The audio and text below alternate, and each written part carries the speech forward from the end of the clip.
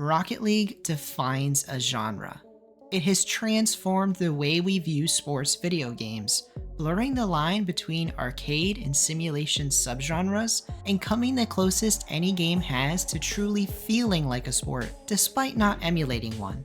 From the control the player has in 3 full axes of motion to the objective of scoring the ball into the net, Rocket League is a sport in all but physical exertion. The game has captivated tens of millions of players since its release in 2015, and in the process has built a massive esports audience. The game's professional circuit, Rocket League Championship Series, or RLCS for short, features thousands of players from around the world competing each year for millions of dollars. In spite of some setbacks and controversies over the years, Rocket League maintains a steady player base with hundreds of thousands logging in daily across all platforms. For nearly a decade, no game has been able to dethrone Rocket League in its unique competitive sports niche. Many have tried, but no Rocket League killer has succeeded in taking down the Titan. No game yet, that is. There is one upcoming game that may finally pass muster and be able to rival the success of Rocket League, a game that directly competes in the same distinctive sports niche, but with a novel magical flair. I'm talking about Harry Potter Quidditch Champions. Now hold on, wait just a minute. Before you go, I promise the game has merit, just hear me out. Despite the game being set in the wizarding world and clearly targeted at Potterheads, what even is that? There we go. As I was saying, despite being targeted at an existing fan base, I believe this game will scratch that same competitive itch that Rocket League does and appeal to a wide audience. After all, no matter where you're from, the core gameplay loop of putting a ball through a hoop to win is known to billions of people already from countless real-life sports, despite some added twists that we'll get into later. Most important of all, this game features direct player control of an individual team member in full 3-dimensional space. If you've played Rocket League long enough, you'll know how important maneuvering in the air can be. Inclusion of that 3rd dimension raises the skill ceiling dramatically and adds value to the game in a way real sports emulators struggle to. So if I've got your attention, sit back and relax as I share the history of Quidditch Champions development to date, everything we know about the game right now, and finally my opinion on if it will be the Rocket League killer.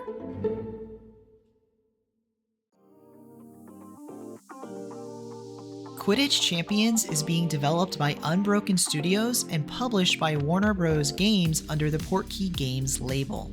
Unbroken is a relatively new studio, but employs industry veteran talent that have worked on memorable franchises such as Battlefield, Call of Duty, and God of War. The studio itself is most known for co-developing Suicide Squad: Kill the Justice League, an action-adventure shooter game that spins off the Batman Arkham series. Although Suicide Squad has received mediocre reviews across the board, it should be noted that Unbroken only co-developed the game, working with lead developer Rocksteady Studios, who had creative control of the project.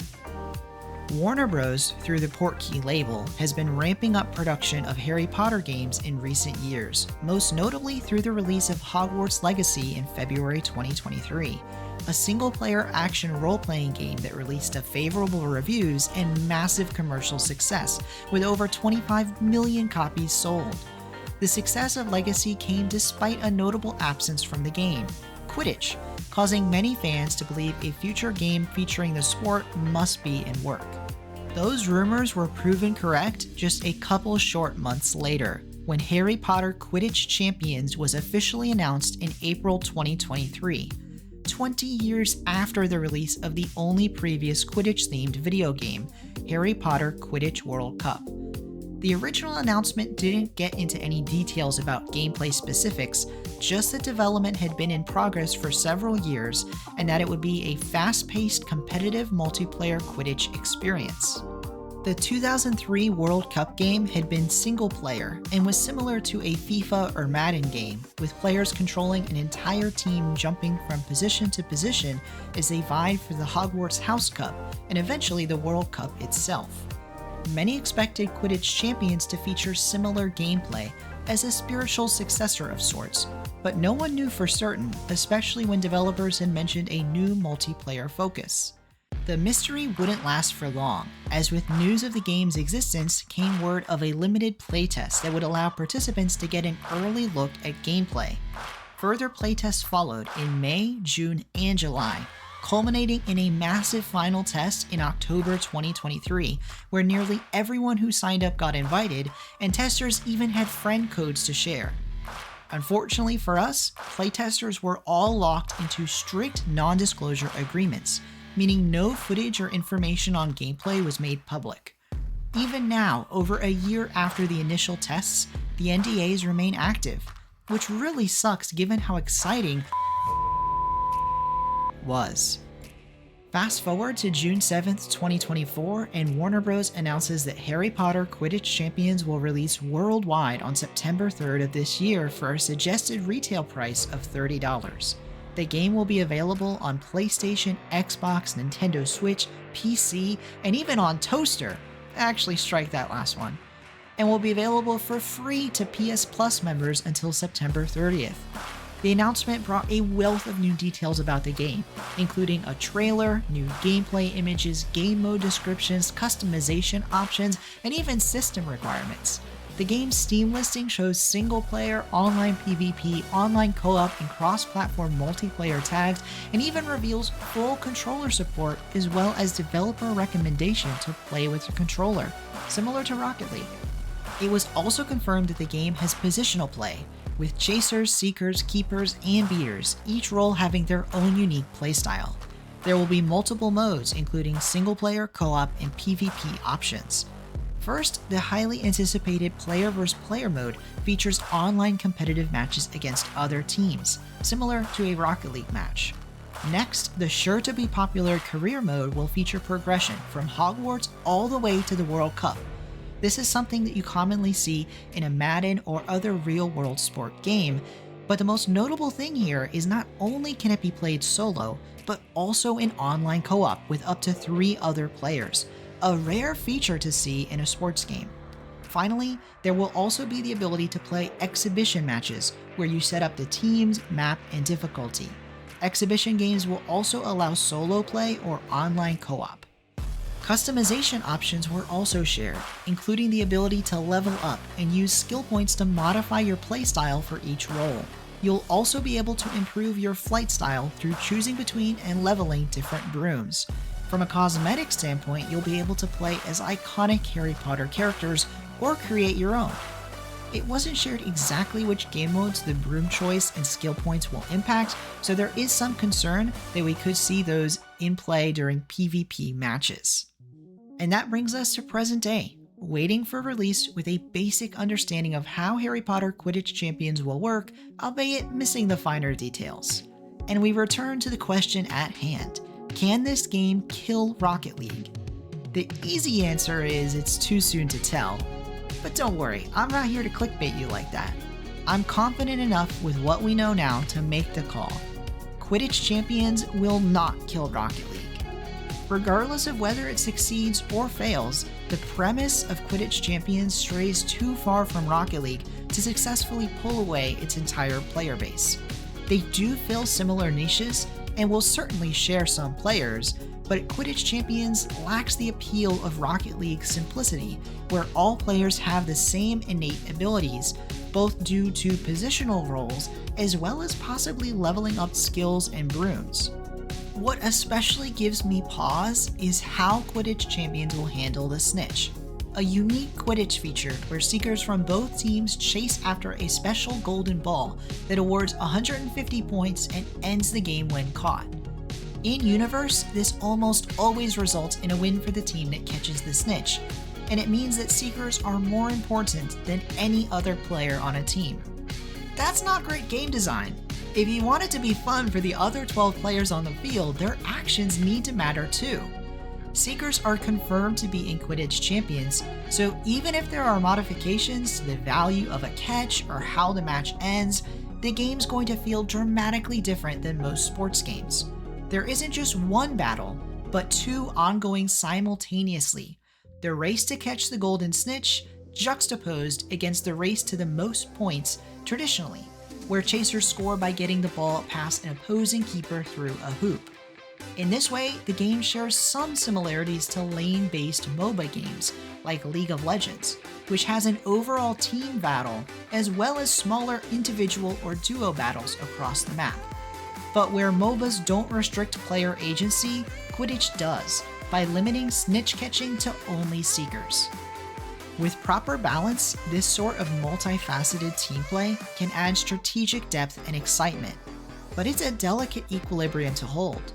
Too much importance on any one position will leave players not fighting that clash feeling left out, even if their team wins. Such a balance will require tweaking the rules from the Harry Potter books, movies, and even the predecessor World Cup game.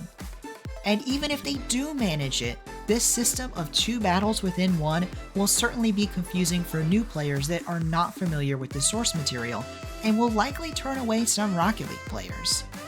So I don't think this game will kill Rocket League, but that doesn't mean Quidditch Champions isn't worth playing, or that I think it will fail.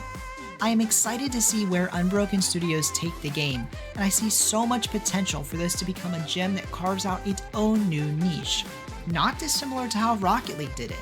In fact, their stories are similar down to launching for free on PlayStation Plus, a move that boosted Rocket League's player count on day one and could do the same for Quidditch Champions. Personally, I'm excited to see how roles interact with one another, especially how beaters, who are the bulldozers of Quidditch that try to knock other players off their broom, impact the Seeker race. If done right, it could turn a duel to catch the snitch into a team effort, solving that problem I mentioned earlier. Broadly though, the biggest potential for this game is in its appeal to casual audiences. It does so in a way competitive games usually don't. Hundreds of millions of people around the globe know the Harry Potter brand, between the books and movies, and Hogwarts Legacy has proven that that popularity extends to video games as well. Career mode is commonly a draw for casual gamers in real-life sports games like FIFA, Madden, or NBA 2K, so its inclusion in Quidditch Champions will likely be a massive boon as well. Most promising of all is the fact that career mode is co-op enabled, a rare feature not seen in many sports games that will have a twofold positive effect. One, it may encourage more sales through friend groups buying it together. Can't beat peer pressure after all. 2, even more importantly, playing co-op will serve as a stepping stone to the game's competitive mode. And true staying power is in those player versus player matches. One of Rocket League's biggest flaws is scaring off casual players through its difficult to learn mechanics, which is only made worse through a nearly exclusively multiplayer focus. Quidditch Champions will not only have a much more casual-friendly introduction to the game mechanics with career mode, but by including co-op, it will normalize playing with other people and practicing together, greatly improving the odds that a group decides to try out PvP. Now, whether or not they continue playing afterwards doesn't matter. Career mode did its job if they at least try out the competitive PvP matches, as a certain portion of those usually solo players will stick around and start playing PvP. And this brings me to one final crucial truth I want to end on. Quidditch Champions cannot rely on nostalgia to succeed. Nostalgia will draw folks in, yes, possibly even sell millions of copies, but it won't keep them around for long if they find the gameplay boring. As a multiplayer game at its core, Quidditch Champions will die without a stable or growing player base. Simply put, to succeed as a live service game, the competitive matches have to be fun and remain fun 10, 100, 1,000 games later. Rocket League found such a formula for fun, and I hope that Quidditch Champions will discover its own too. Not as a Rocket League killer, but as a Rocket League peer.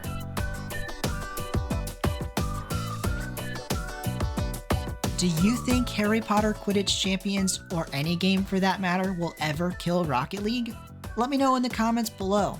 Thank you so much for watching. Please subscribe for more videos like this, and I'll see you guys next time.